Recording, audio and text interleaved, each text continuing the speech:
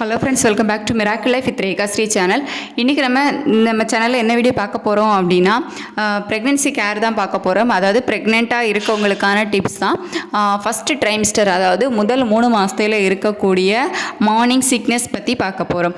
Morning sickness அப்படின்னு எதை நம்ம சொல்கிறோம் அப்படின்னா, வாந்தி, அதாவது உங்களோட ப்ரெக்னென்சி டைமில் இருக்கக்கூடிய வாந்தி, மயக்கம், குமட்டல், உடல் சோர்வு, மனச்சோர்வு, ஸோ இந்த மாதிரிப்பட்டது எல்லாமே வந்துட்டு நம்ம வந்துட்டு சிக்னஸ், அதாவது மார்னிங் சிக்னஸ் அப்படின்னு சொல்லுவோம். ஏன் மார்னிங் சிக்னஸ் அப்படின்னு சொல்கிறோன்னா, காலையில் தான் வந்து இது அதிகமாக இருக்கும். அதுக்கப்புறமா ஆஃப்டர்நூன், ஈவினிங் அந்த மாதிரி டைம்லலாம் வந்து குறைய ஆரம்பிச்சிடும். மார்னிங் தான் வந்து அதிகமாக இருக்கும். ரேராக சில பேருக்கு வந்துட்டு டே ஃபுல்லாகவே வந்து இருக்கும். அது இன்னொரு கேட்டகிரி. ஸோ ப்ரெக்னென்சியில் எல்லாருக்குமே ஒரே மாதிரி இருக்கும். மார்னிங் சிக்னஸ்னால் மார்னிங் மட்டும்தான் இருக்கும் அப்படிங்கிறது இல்லை.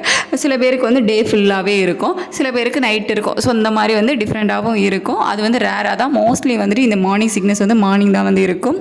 ப்ரெக்னென்சிக்காக நம்ம வந்துட்டு அவ்வளோ வெயிட் பண்ணுவோம். இந்த மாதம் பாசிட்டிவ் ஆகாதா, அந்த மாதம் பாசிட்டிவ் ஆகாதா அப்படின்னு சொல்லிட்டு அவ்வளோ வெயிட் பண்ணுவோம். பட் நம்ம வந்துட்டு பாசிட்டிவ் ஆனதும் பார்த்திங்க அப்படின்னா ஒரு 10 to 20 டேஸ்லேயே வந்து இந்த மாதிரி விஷயங்கள்லாம் வந்து ஸ்டார்ட் ஆகிடும். ஸோ இது வந்து சில பேருக்கு மட்டும் இல்லாமல் இருக்கும். அந்த மார்னிங் சிக்னஸ் வந்து சுத்தமாகவே இருக்காது, எந்த ஒரு டயர்டும் இருக்காது. அவங்க எப்பவும் எப்படி நார்மலாக இருக்காங்க அப்படியே பார்த்திங்க அப்படின்னா நார்மலாக இருப்பாங்க. இன்னும் சில பேர் நார்மலாக இருக்கிற டேஸ் வரைக்கும் இன்னும் நல்லா ஆக்டிவாக இருப்பாங்க. ஸோ இந்த மாதிரி வந்து டிஃப்ரெண்ட் ஆகும். ஸோ இது எதனால மார்னிங் சிக்னஸ் வருது அப்படின்னு பார்த்தீங்கன்னா, நீங்கள் உங்களோட பேபி, அதாவது உங்கள் வயிற்றுக்குள்ளே வந்துட்டு ஒரு கரு வந்து ஃபார்ம் ஆனதுமே நம்ம உடம்புல வந்து HCG அப்படிங்கிற ஹார்மோன் வந்து சுரக்க ஆரம்பிச்சிடும். நம்ம வந்து டெஸ்ட் பண்ணுவோம்ல, யூரின் டெஸ்ட்லாம் பண்ணும்போது இந்த HCG ஹார்மோன் வந்து எந்த அளவில் இருக்கோ அதை பொறுத்து தான் பார்த்திங்க அப்படின்னா உங்களுக்கு அந்த செகண்ட் லைன் வருது.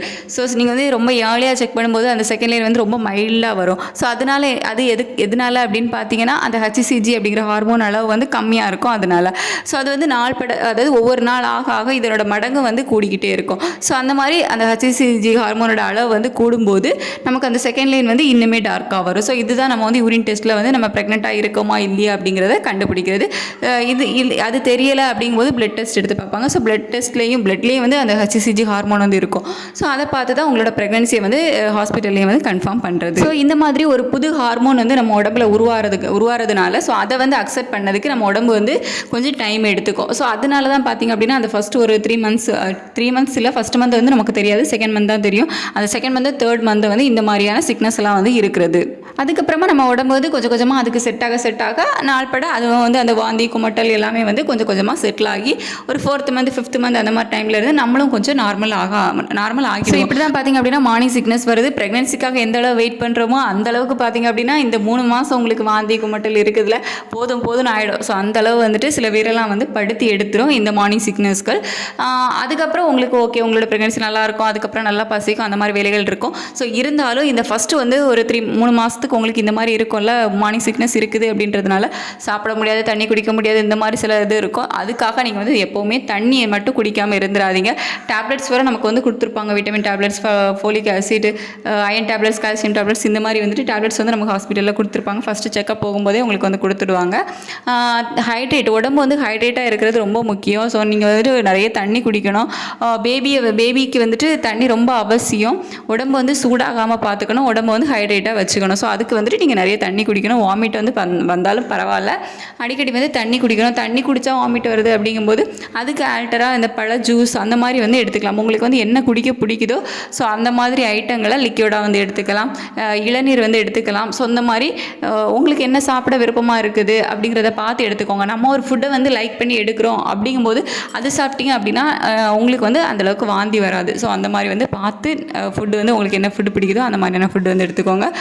அதுக்கப்புறமா சாப்பாடு விஷயத்தில் என்ன அப்படின்னா வந்துட்டு அவ்வளோவா நமக்கு வந்து டைஜஷன் ஆகாது. டைஜஷனுக்கு ரொம்பவே வந்து கஷ்டமாக இருக்கும், நெஞ்செரிச்சல் இருக்கும், நெஞ்சுக்குள்ளேயே இருக்கிற மாதிரி இருக்கும். ஸோ அந்த மாதிரிலாம் இருந்துச்சு அப்படின்னா நீங்கள் ஒரே நேரத்தில் வந்து நிறைய ஃபுட்டு சாப்பிட்ணும், நம்ம வந்து 2 பேர் அதனால் நிறைய ஃபுட்டு சாப்பிட்ணும் அப்படின்னு சொல்லிட்டு ஒரே டைமில் நிறைய ஃபுட்டு சாப்பிடாம, இப்போ நம்ம வந்துட்டு நார்மலாக ஒரு 3 டைம் சாப்பிடுவோமா, அதை வந்துட்டு அப்படியே இன்னும் ஒரு மடங்காக ஸ்ப்ளிட் பண்ணிக்கோங்க. 3 நேரம் சாப்பிடக்கூடியதை 6 நேரமாக ஆக்கிக்கோங்க.